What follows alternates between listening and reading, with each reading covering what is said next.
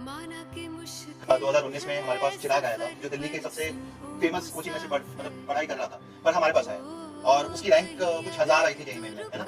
उसके बाद आया था कि सर थोड़ा सा और फोकस चाहिए, रैंक इंप्रूव करनी है, और फाइनली उसकी रैंक 41 आई थी। तो ये बच्चे क्यों आते हैं हमारे पास, जब उनको कोई कोचिंग में पहले से पढ़ रहे होते हैं, सब कुछ कर रहे होते हैं, तब भी हमारे पास क्यों आते हैं? इन कोचिंग्स में जब जनरली सिलेबस खत्म हो जाता है, किसी में सितंबर में, किसी में अक्टूबर में, किसी में नवंबर में, उसके बाद इनके पास कोई क्लियर कट प्लान नहीं होता जो ये बच्चों को एग्जीक्यूट कराना चाहते हैं, कि उसके बाद ये बच्चों को एक बुकलेट देते हैं सॉल्व करने के लिए, और उनकी डाउट क्लासेस लगा देते हैं। वो भी मैंडेटरी क्लासेस नहीं होती, अलग अलग बच्चों की नीड्स अलग अलग होती है। जैसे चिराग जो था, उसकी नीड थी, उसके डाउट बहुत ही स्पेसिफिक हुआ करते थे। उसके डाउट वैसे थे कि मुझे पूरा सोल्यूशन नहीं चाहिए, मुझे इस स्टेप के अंदर ये बता दो कि ऐसा क्यों हो रहा है। तो इस पर्सनल लेवल की जो कुछ बच्चों की रिक्वायरमेंट होती है, वो जनरली फुलफिल नहीं होती। एक लेवल प्रोग्राम में हम इन बच्चों की भी रिक्वायरमेंट पूरी करते हैं। जिन बच्चों की इस तरह की रिक्वायरमेंट होती है कि उनको बहुत सारे बल्क में डाउट आते हैं, उनको पीयर ग्रुप के थ्रू हम उनके सारे डाउट्स रिमूव करवाते हैं। जहां पे पीयर ग्रुप हेल्प नहीं कर पाता है, वहां पे टीचर स्टेप इन करते हैं। ये बात समझना, इसको एक्नॉलेज करके इसको एड्रेस करना, मेरे ख्याल से ये बहुत सारे इंस्टीट्यूट्स नहीं कर रहे हैं, और इसी वजह से दूसरे इंस्टीट्यूट से हमारे पास काफी बच्चे आते हैं।